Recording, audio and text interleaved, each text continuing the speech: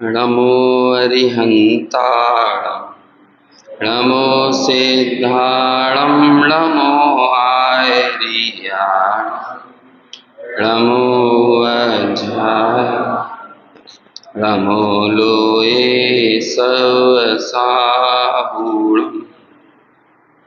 मङ्गलं भगवान् वीरो मङ्गलं गौतमो गणी मङ्गलं कुन्दद्यो जैन धर्मोऽस्तु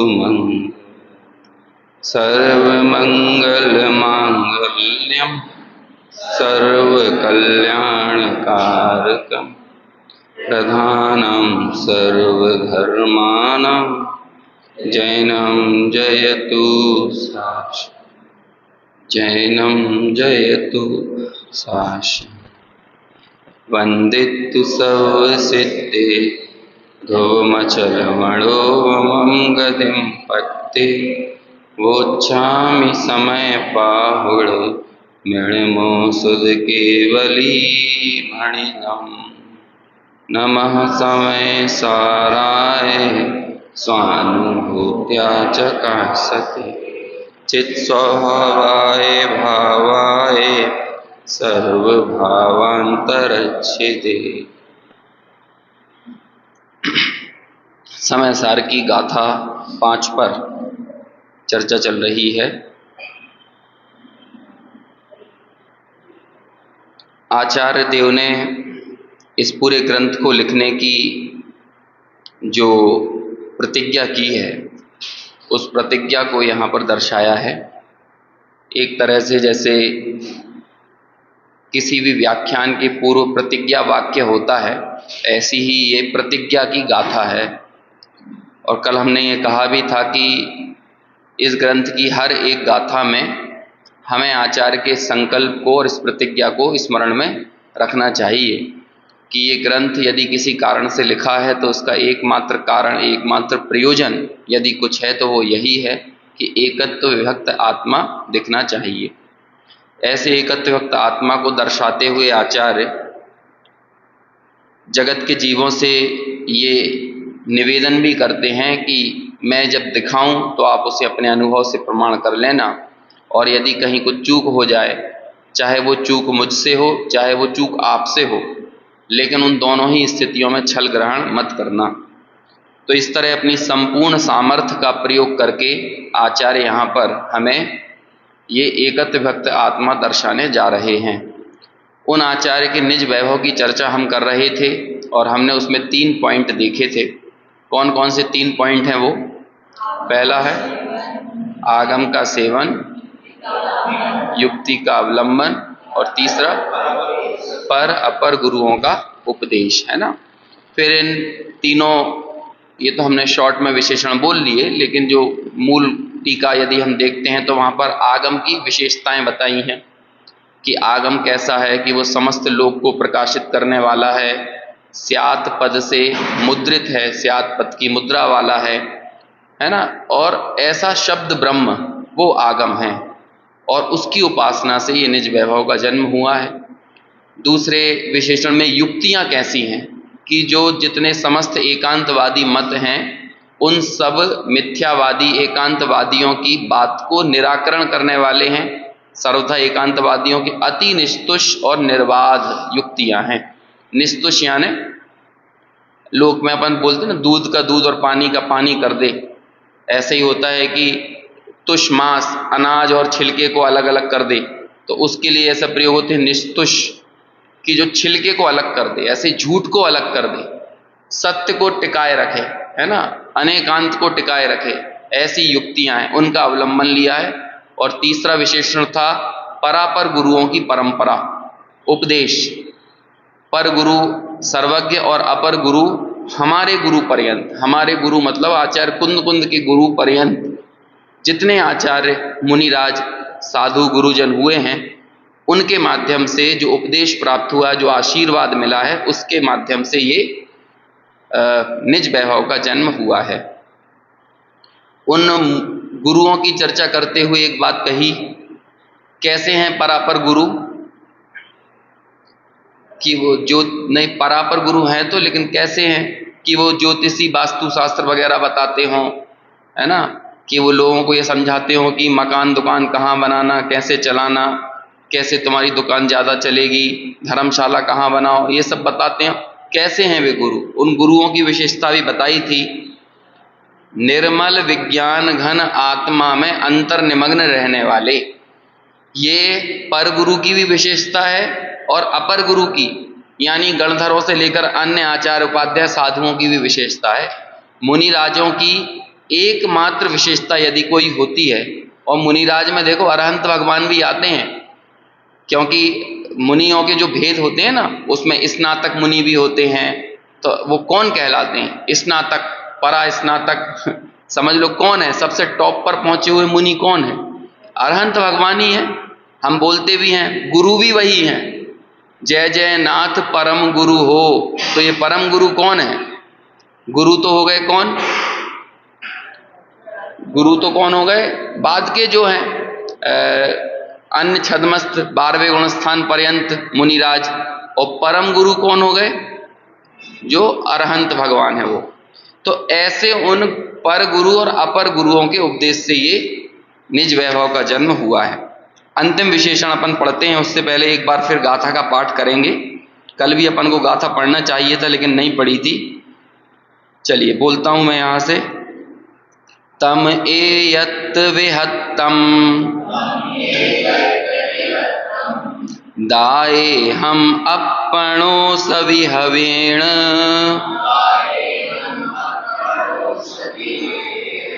जदिदाए जपमाणम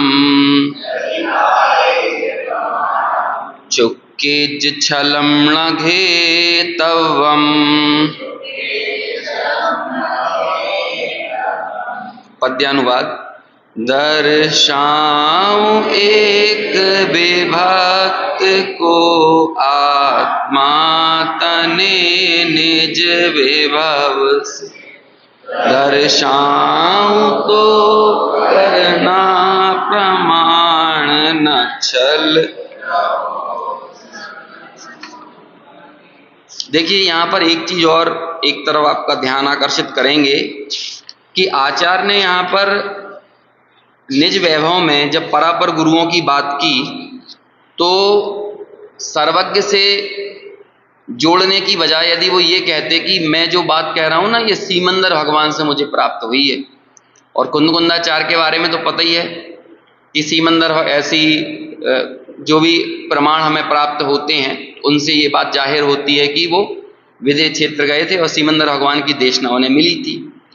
तो उन्होंने ऐसा क्यों नहीं किया कि ये अपने निज वैभव के जन्म के लिए सीमंदर भगवान को याद करते या सीमंदर भगवान का नाम लेके बताते कि मुझे मेरा निज वैभव साक्षात सीमंदर भगवान के उपदेश से पैदा हुआ है।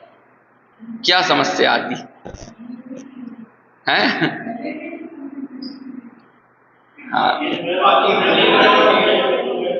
हाँ और देखो बाकी मुनि राजों की अप्रमाणिक होने की शंकाएं खड़ी हो जाती।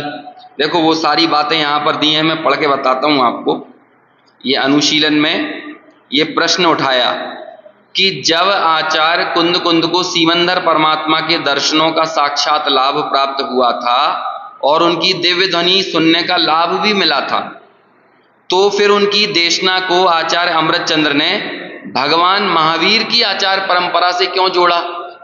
कुंद कुंद की वाणी को सीमंदर परमात्मा की वाणी से जोड़कर बात करने से उनकी वाणी में विशेष प्रामाणिकता आ जाती, जिससे लोगों को उनकी वाणी का अध्ययन करने में विशेष रस आता, विशेष उत्साह रहता और विशेष प्रेरणा प्राप्त होती है ना। तो इस ग्रंथ में नहीं है, मैं ये अनुशीलन से पढ़ के बता रहा हूं। देखो उत्तर क्या दिया है, कुछ पॉइंट्स यहां पर बता रहे हैं। हमें याद रहना, हमें ये बात पकड़ में आना चाहिए कि ऐसा क्यों है। हमारे भरत क्षेत्र की ही आचार परंपरा से जोड़ने का क्यों रिवाज है? जब भी कोई मंगलाचरण वगैरह भी करते हैं तो ऐसे ही करते हैं, पणमामि वड्डवाणम, है ना, एस सुरासुर भणे सुन, ये गाथा है ना। इसी तरह जीव मजीवम दब्बम जिणवर वसहेण जीर्ण नितिष्ठम देविंद विंद बंदम, है ना, वंदे तम सवदा सिरसा। तो यहाँ पर सीधे किसको? ऋषभनाथ भगवान के साथ अपनी परंपरा को जोड़ा। तो अपनी परंपरा से जोड़ते हैं, अपने तीर्थंकरों की, हम दूसरी जगह की नहीं जोड़ते। ऐसा ही एक परिपाटी होती है। तो देखो यहां पे बताते हैं, ऊपर ऊपर से सोचने पर तो ऐसा लगता है, पर गंभीरता से विचार करने पर आचार्य अमृतचंद्र का यह प्रयोग अत्यंत विवेक सम्मत प्रतीत होता है। कुंद कुंद वाणी को सीमंदर परमात्मा से जोड़ने पर अनेक प्रश्न खड़े हो जाते। पहला तो यही कहा जाने लगता कि इसका क्या प्रमाण है कि सीमंदर परमात्मा की दिव्य ध्वनि का श्रवण कुंद कुंदाचार्य को प्राप्त हुआ था। एक शिलालेख मिलता है और एक दो आचार्यों ने अपनी टीका आदि में लिख दिया है, लेकिन इसके अलावा भी बहुत सारे लोग ऐसा कहते कि जिन टीकाकारों ने ऐसा कहा उन टीकाकारों पर प्रश्न खड़े कर देते, जिस शिलालेख में ऐसा लिखा गया उस शिलालेख पर सवाल खड़े कर देते। तो इससे क्या होता, कुंद कुंदाचार्य की विदेह जाने पर, सवाल खड़े होने पर उनकी संपूर्ण वाणी के ऊपर प्रश्न चिन्ह लग जाते। पहली समस्या तो ये खड़ी होती। दूसरी, ठोस प्रमाण के अभाव में उनकी वाणी पर प्रश्न चिन्ह लगता। यदि किसी तरह ये प्रमाणित भी कर दिया जाता कि वो विदेह क्षेत्र गए थे, तो फिर यह प्रश्न खड़ा होता, कौन कौन से ग्रंथ उसके पहले लिखे गए और कौन कौन से बाद में। आजकल भी लोग ऐसा पूछते हैं, विदेह क्षेत्र से आने के बाद उन्होंने कौन सा ग्रंथ लिखा। तो फिर क्या करते, हम लोग ऐसा बोलने लगते कि जो ग्रंथ उन्होंने विदेह क्षेत्र से आके लिखे वो तो प्रमाणिक हैं, और जो उसके पहले लिखे वो कैसे हैं, वो अप्रमाणिक हो जाते।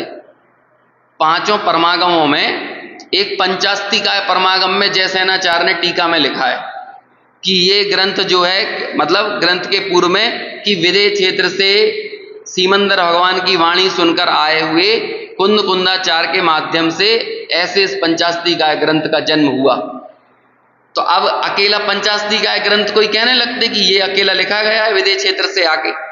हालांकि कोई जरूरी नहीं है कि प्रवचन सार ग्रंथ भी बाद में लिखा जा सकता है। कई बार प्रवचन सार की विषय वस्तु को देखकर ऐसा लगता है और उसके मंगलाचरण को देखकर ऐसा लगता है कि ये ग्रंथ जो है वो विदेह क्षेत्र से आके लिखा, क्योंकि 5 मंगलाचरण लिखे, 5 गाथाएं लिखी हैं, और उन 5 गाथाओं में जो पूरा मंगलाचरण का वर्णन है, तो लगता है सीमंदर भगवान के पूरे समोसरण का चित्र खींच रहे हो उस मंगलाचरण में।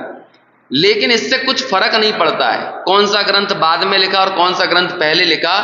वास्तव में तो उन्हें जो आचार्य परंपरा से जो ज्ञान प्राप्त था, इसके कारण उनके सभी परमागम 84 के 84 पाहुड़ प्रमाणिक हैं। हमारे पास तो 84 पाहुड़ नहीं है, लेकिन जितने भी पाहुड़ हैं वो सभी प्रमाणिक हैं। फिर अगली बात, जिन आचार्यों को सीमंदर परमात्मा की वाणी सुनने का अवसर प्राप्त नहीं हुआ, उनकी वाणी की प्रमाणिकता पर प्रश्न चिन्ह लगाया जाने लगता। आजकल भी ऐसा होता है ना, संसद में नेता लोग होते हैं कि भैया ये जो नेता है कोई सामान्य नहीं है, ऑक्सफोर्ड से इन्होंने मास्टर डिग्री करी है। तो क्या ऑक्सफोर्ड से मास्टर डिग्री करने से बाकी के जितने संसद में बैठे हुए नेता हैं वो सब अप्रमाणिक हो गए? अरे ठीक है, तुमने ऑक्सफोर्ड में कुछ जाके पढ़ा होगा, लेकिन बाकी सब लोग जितने सांसद बैठे हुए हैं, खासतौर से शशि थरूर के ऊपर ऐसे सवाल खड़े होते हैं, क्योंकि शशि थरूर ने बहुत विदेश में अध्ययन किया और भी कई नेता रहे। तो बाकी सब नेता भी अपने देश की परिस्थितियों को बड़ी अच्छी से समझते हैं। आप अकेले ये नहीं कह सकते कि अकेले वो एक अकेला नेता जो बाहर पढ़ के आया वो ही अकेला प्रमाणिक है। वो तो क्या है, हमारे अंदर गुलाम मानसिकता भरी पड़ी है, तो हम लोग विदेश में अध्ययन किए हुए व्यक्ति को विशेष तवज्जो देने लगते हैं, जबकि ऐसा कुछ है नहीं। अपनी भारतीय सरजमी पर अपनी परिस्थितियों का ज्ञान करके अध्ययन किए हुए लोग भी बहुत इंटेलिजेंट हो सकते हैं।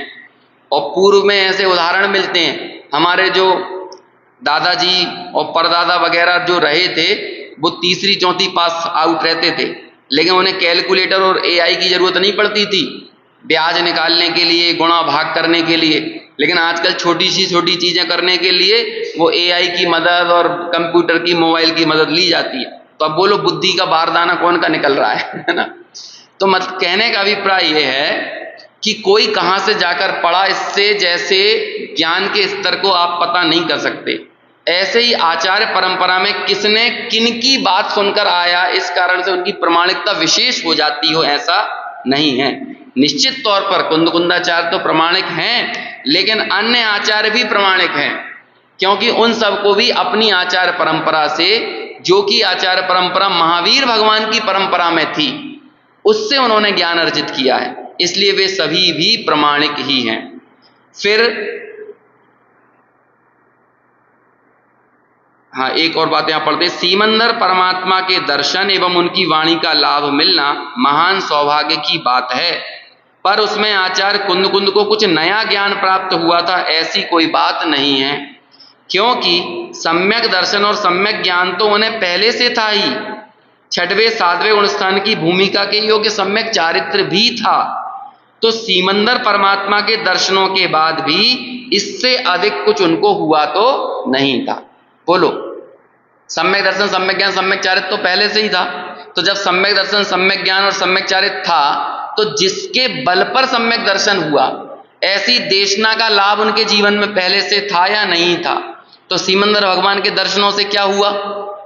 अरे कुछ दूसरे ऐसे आगम सम्मत विषय होते हैं जिनकी सूक्ष्मता ख्याल में नहीं आती, यद्यपि वो प्रयोजनभूत नहीं होते। आगम में बहुत विषय हैं ऐसे, मान के चलो आप करणानुयोग के अनेक विषयों को देखोगे तो बहुत कई उनमें सूक्ष्म विषय होते हैं, जो सूक्ष्म विषय के लिए ऐसा लगता है कि आज हमारे सामने साक्षात सर्वज्ञ होते तो हम इसका मिलान कर लेते।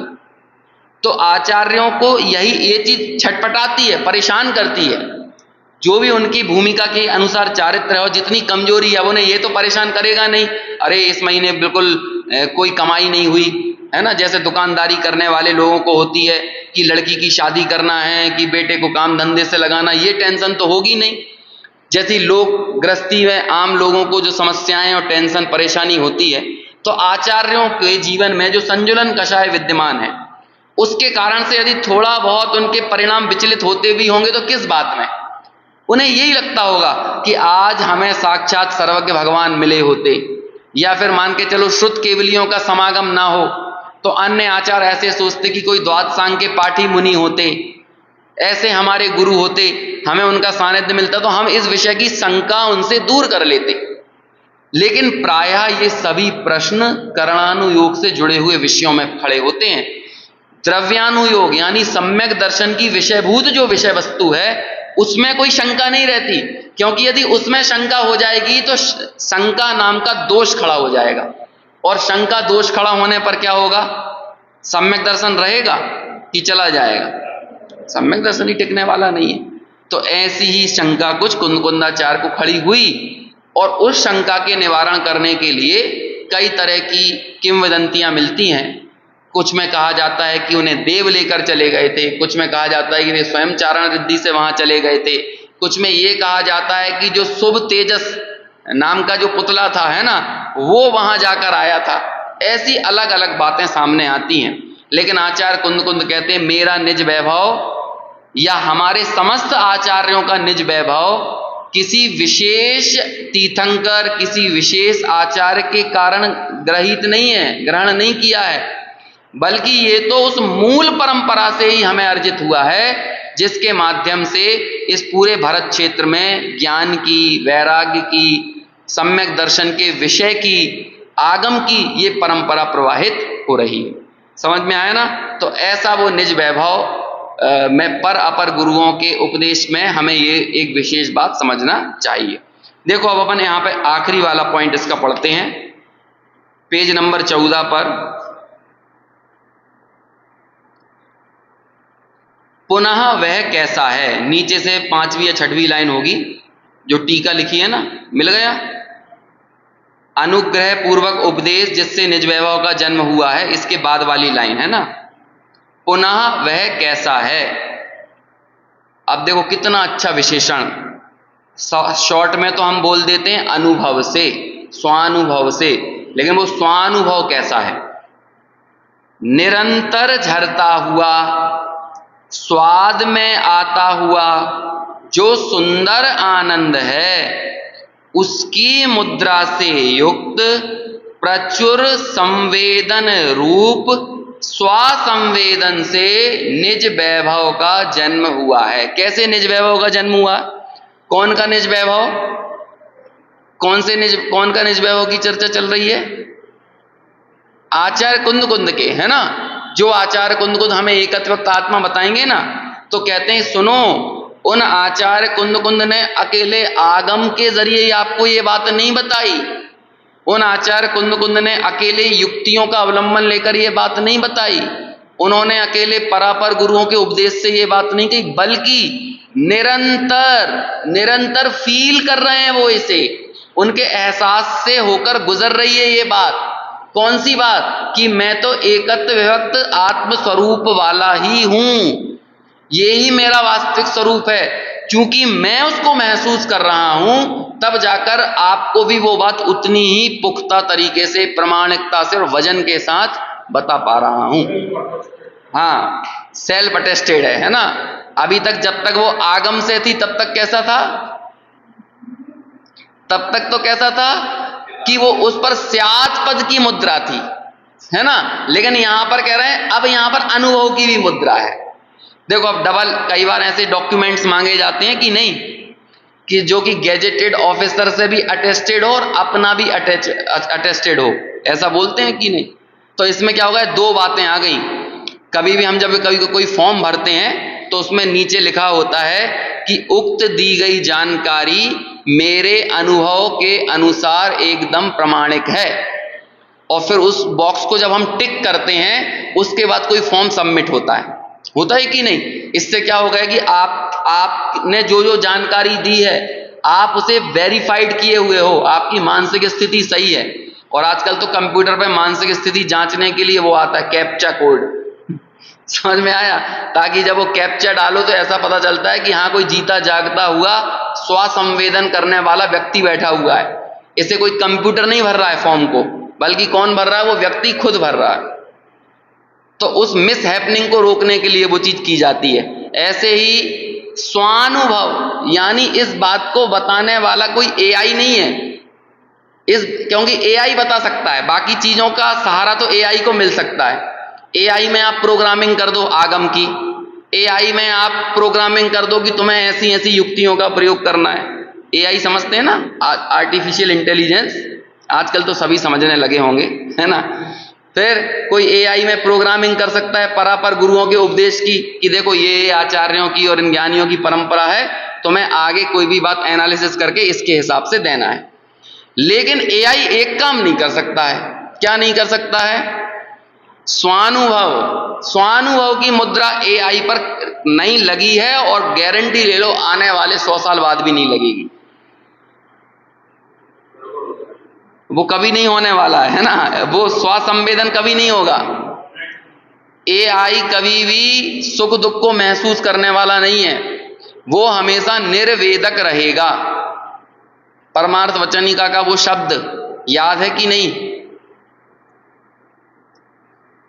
मिथ्या दृष्टि आगमी है कि अध्यात्मी है?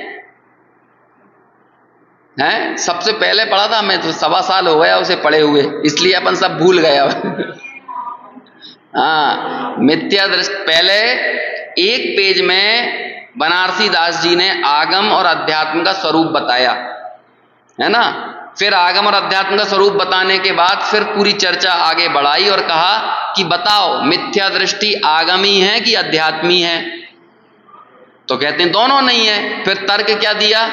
निर्वेदकत्वात्, क्योंकि वो वेदन नहीं करता, आगम को बोले चाहे अध्यात्म को बोले, लेकिन दोनों ही स्थितियों में वेदन नहीं करता। अपन ने उस समय उदाहरण दिया था कि बोलो इस प्रवचन को सबसे अच्छे से कौन सुनता है? अभी जैसे अपन व्याख्यान कर रहे हैं, चर्चा कर रहे हैं, सबसे अच्छे से कौन सुन रहा है? Word to word, point to point, comma full stop के साथ ये सुन रहा है। है ना, बिल्कुल कॉमा फुल स्टॉप के साथ ये आपको बाद में भी सुना देगा। लेकिन आप बताओ ये आगमी है कि अध्यात्मी है? क्यों नहीं है ये आगमी और अध्यात्मी? क्योंकि निर्वेदकत्वात्, इसको कोई वेदन नहीं है, इसलिए ये कितना भी सुन ले। आज के समय में तो कितने विद्वानों के और कितने अनुयोगों की सारी चर्चाएं आपको मोबाइल पर उपलब्ध मिल जाएगी। जो बहन जी की वो पेन ड्राइव है ना, अंकल जी के पास पेन ड्राइव मिलेगी, उज्ज्वला बहन की, तो उसमें धवला, जय धवला आदि के पूरे प्रवचन है। लेकिन आप बताओ वो पेन ड्राइव आगमी है कि अध्यात्मी है? कैसी है वो? ना आगमी है और ना अध्यात्मी। अब ये समझ रहे हो, सेल्फ अटेस्टेड कितना अच्छा शब्द है। यहां पर दिखा रहे हैं निरंतर झरता हुआ। ये एकत्व व्यक्त भगवान आत्मा के अनुभव से पैदा होने वाला जो आनंद है ना, वो उसे निरंतर महसूस कर रहे हैं।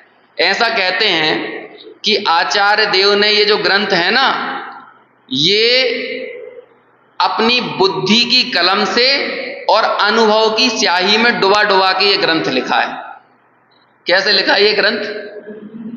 कलम तो काय की है? बुद्धि की। लेकिन स्याही कौन सी डली है उस कलम के अंदर? अनुभव की। और वो अनुभव की स्याही से उकेरा है ये पूरा ग्रंथ।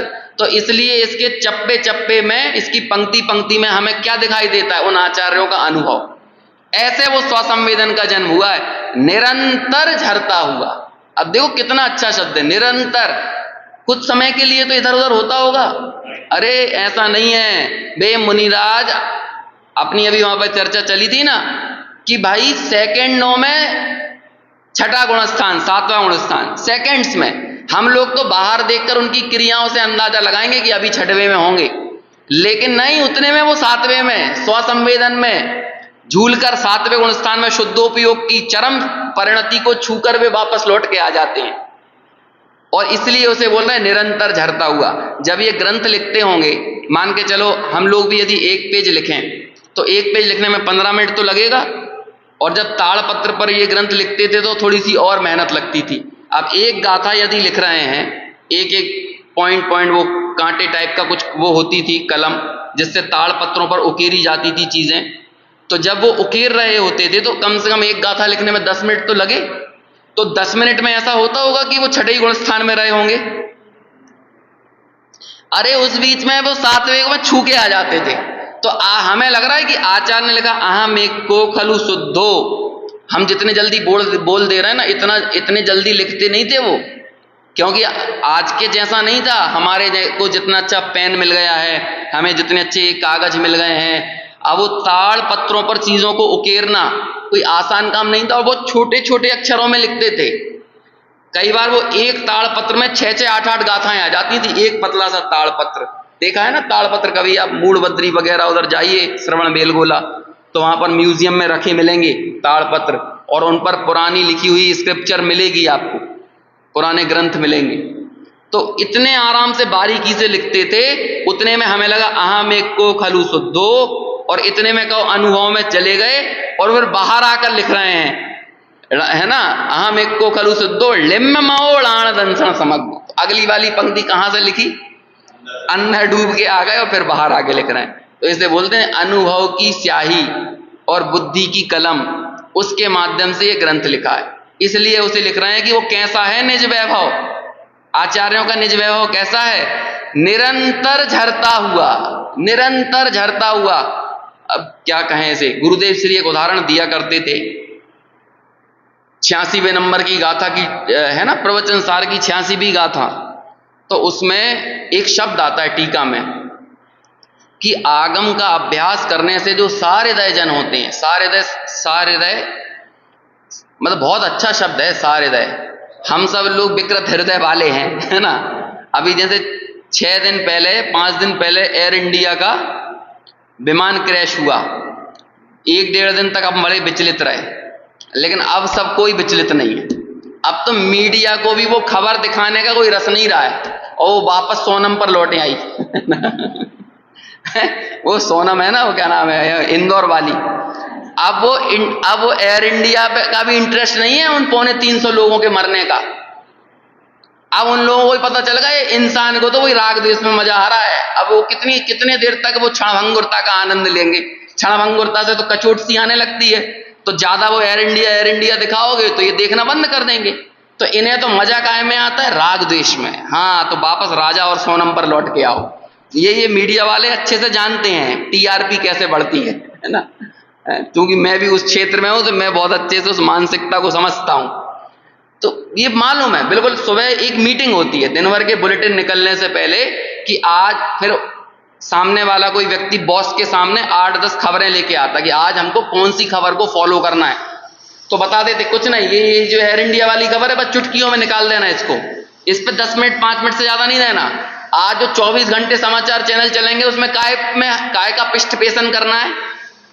पिष्टपेशन यानी पिसे हुए को पीसना। कौन सी चीज को पिसे हुए को पीसेंगे तो ज्यादा मजा आएगा? तो कहते हैं राजा और सोनम को पीसो, है ना, अलग अलग एंगल से इनको ही पीसो, तो बस वापस से वो काम चालू हो गया। तो ये स्थिति है। अब हम सब लोगों को क्यों उसका कोई अंदर में एहसास नहीं रह गया है? क्योंकि हम लोग सारे दय नहीं है। हमें इस संसार की क्षणभंगुरता, संसार के सत्य स्वरूप से हम दूर भागना चाहते हैं और एक झूठ के आभा मंडल में बने रहना चाहते हैं। झूठा आभा मंडल जहां पर बहुत झूठ हो और झूठ के माध्यम से हमें यह बताया जाए कि आपकी महफिलें हमेशा बनी रहेंगी, आपके भोग हमेशा बने रहेंगे, आपका जीवन ऐसे ही चलता रहेगा। ये नितांत झूठ है। लेकिन हम इस झूठ के ही महल में रहना चाहते हैं जहां पर हमको कोई ये झूठ बोलने वाले 100,000 लोगों का समूह हो। ये समाचार चैनल वही झूठ का समूह है। ये दरबारी कवि हैं। जैसे राजा होते थे ना पहले, तो दरबारी कवि रखते थे जो झूठ बोलते थे, जो बाबर नामा लिखते थे, औरंगजेब नामा लिखते थे। अब औरंगजेब तो वाकई में है खतरनाक, कुत्सित व्यक्ति है, नितांत कुत्सित व्यक्ति है, लेकिन उसका दरबारी कवि उसकी तारीफ करेगा, अरे आप जैसा कोई राजा नहीं हुआ, आप जैसा कोई राजा नहीं हुआ। ऐसे ही मीडिया भी हम लोगों के झूठ के आभा मंडल को बनाए रखने का काम करता है। इसीलिए हम लोग लगातार देखते रहते हैं, वो 6-6 घंटे 8-8 घंटे, कुछ नहीं मिलता है। वाकई में आपका दिमाग खराब, आप अंत में हासिल करोगे, कुछ हासिल नहीं हुआ। पहले तो बच्चों को बोला जाता था बेटा पेपर पढ़ो, न्यूज देखो। अब बोलने की जरूरत नहीं है, क्योंकि पहले वो 15 मिनट की न्यूज आती थी दूरदर्शन की, और उतनी ही न्यूज होती थी। बाकी 24 घंटे की कोई न्यूज होती नहीं है। न्यूज बस 15 मिनट की होती है। और आज भी यदि आपका किसी का मन करता हो तो आकाशवाणी का सुबह 8 से 8:15 का बुलेटिन देख लिया करो बस। इसके अलावा दिन भर में कोई न्यूज नहीं है देखने लायक। बाकी हम जो कुछ सुन रहे हैं, देख रहे हैं, वो सिर्फ झूठ का आभा मंडल है, जहां पर झूठ बोला जा रहा है और हमें ये बताया जा रहा है तुम्हारी महफिल, तुम्हारे भोग, ये सब बने रहेंगे। लेकिन ये झूठ है। ये जाएंगे, ये समागम जाएगा, ये संयोग जाएंगे, ये सब चीजें जाएंगी। लेकिन जब हमें ये सब एहसास हो जाता है सत्य का, तब हम बनते हैं सार हृदय।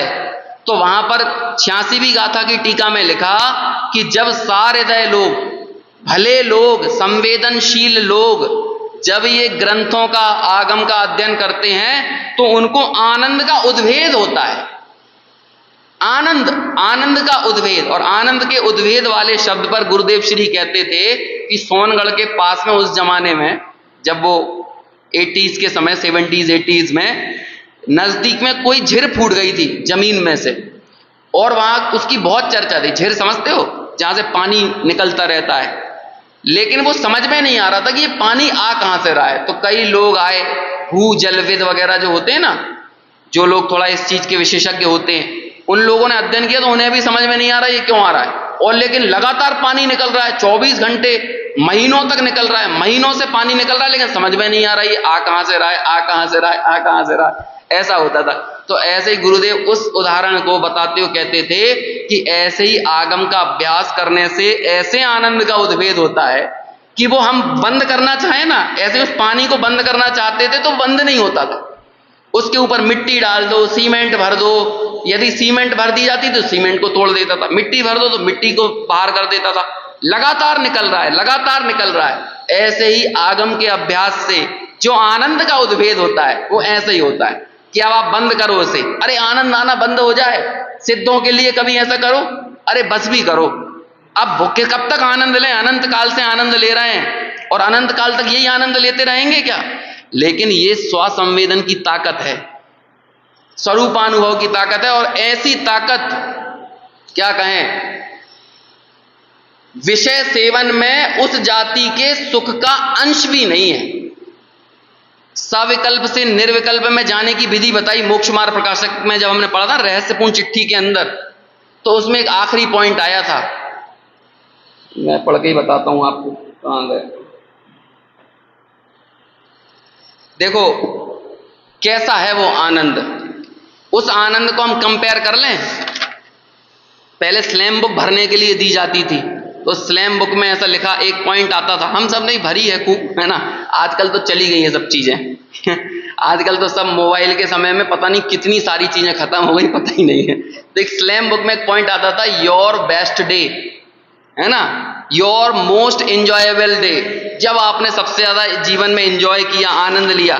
तो हम उसमें अलग अलग दिन भरते थे कि मेरी बहन की शादी, मेरे भाई की शादी, या हम हमारी फैमिली के साथ उस ट्रिप पे गए। तो ये सब हम कौन सी बातें करते थे मोस्ट एंजॉयबल डे में?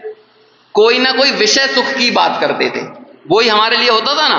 कहते हैं कि उस स्वानुभव में, स्वानुभव के सुख में विषय सुख की जाति का अंश भी नहीं है, मतलब विषय सुख में उस स्वानुभव के आनंद का अंश भी नहीं है। देखो यहां पर लिख के बताया वो,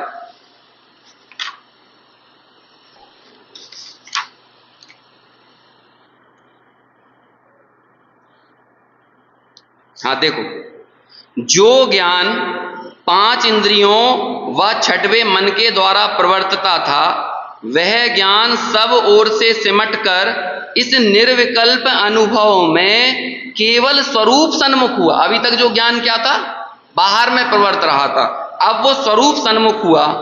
क्योंकि वह ज्ञान क्षयोपशम रूप है, इसलिए एक काल में एक ज्ञेय को ही विषय बनाता है। हम सब लोगों का ज्ञान अभी कैसा है? क्षयोपशम रूप है। सर्वज्ञ 2 चीजों को एक साथ जान सकते हैं, स्व पर को, लेकिन हम नहीं। हमारा ज्ञान जब स्व में टिकेगा तो पर से हट जाएगा वो। तो स्व में जब टिक गया ना, तो वह ज्ञान सिर्फ स्वरूप को जानने में प्रवर्तित हुआ, तब अन्य को जानना सहज ही रह गया। वहां ऐसी दशा हुई कि बाह्य अनेक शब्दादिक विकार हों तो भी स्वरूप ध्यानी को कुछ भी खबर नहीं। इस प्रकार मति ज्ञान भी स्वरूप सन्मुख हुआ, तथा नया दिक के विचार मिटने पर श्रुत ज्ञान भी स्वरूप सन्मुख हुआ। सब कुछ स्वरूप, मति ज्ञान भी स्वरूप सन्मुख और श्रुत ज्ञान भी स्वरूप सन्मुख। और जब ये दोनों स्वरूप सन्मुख हुए तो देखो आगे कैसी स्थिति बनती है।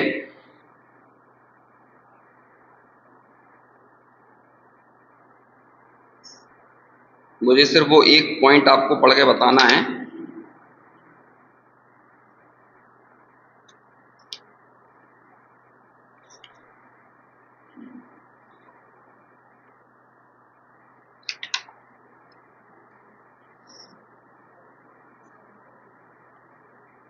कहाँ गया वो?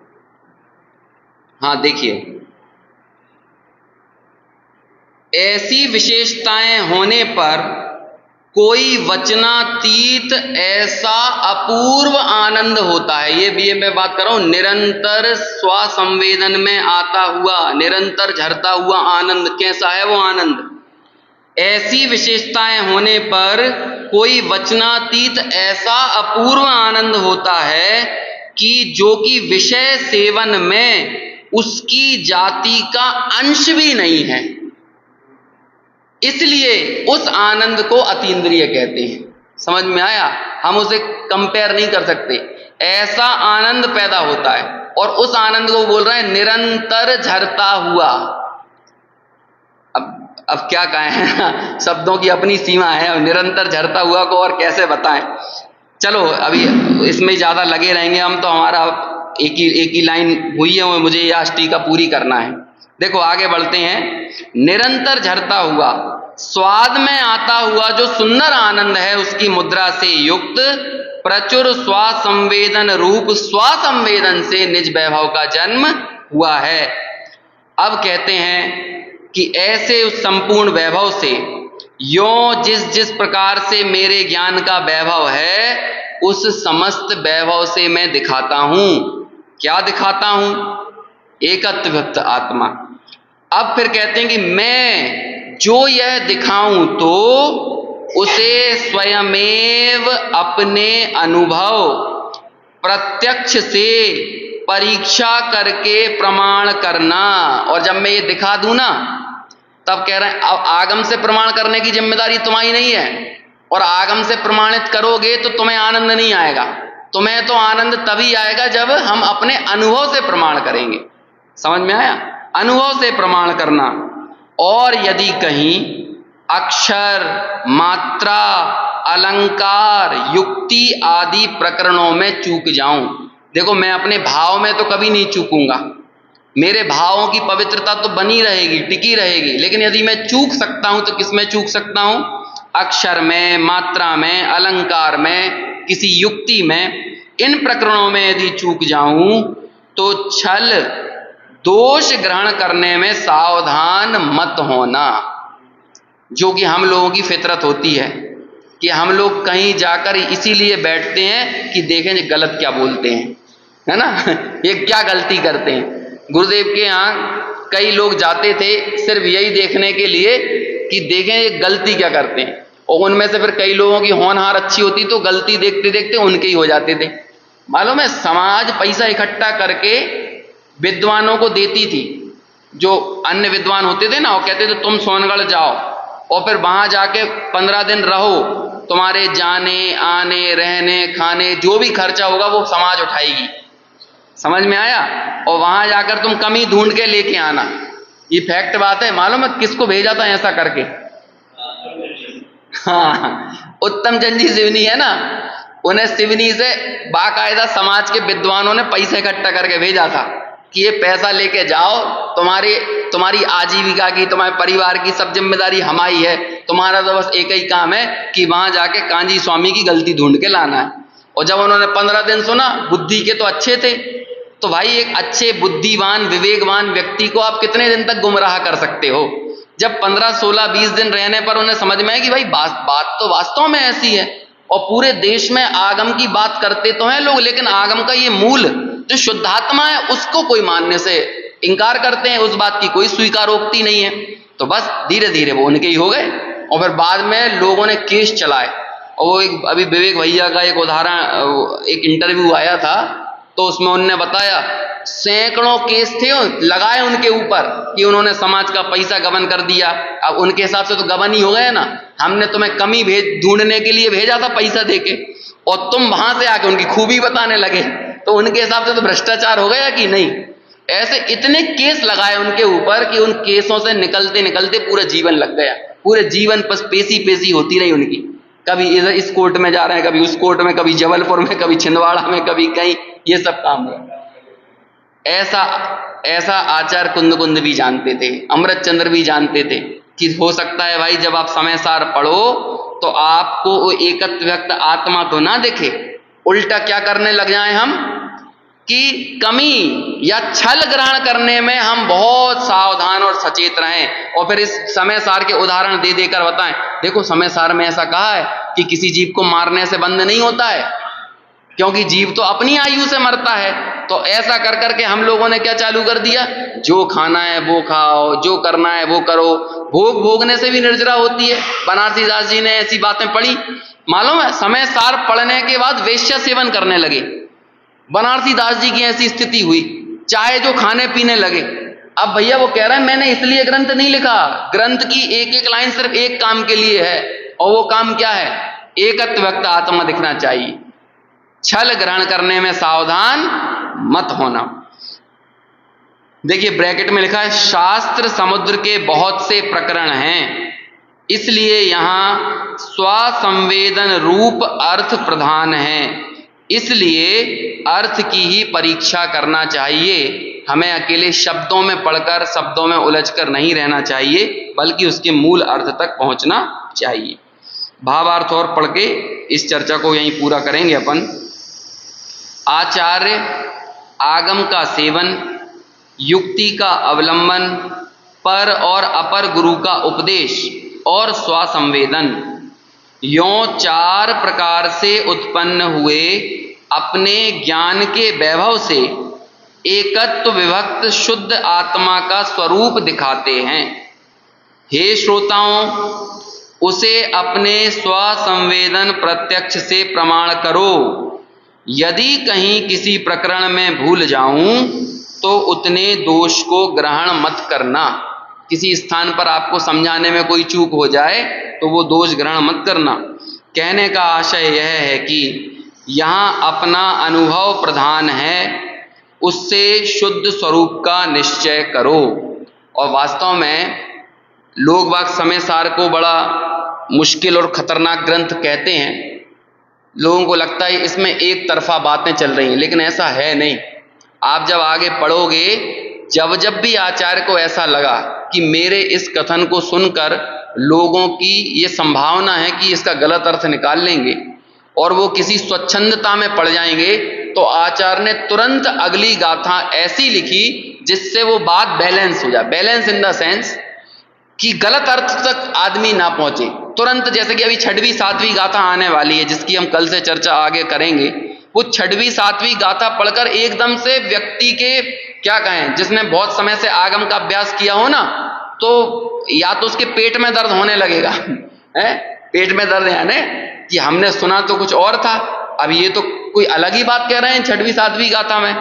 तो तुरंत आचार्य को समझ में आ जाती है कि ये 6वीं 7वीं गाथा ऐसी है, इसे पचाना आसान काम नहीं है।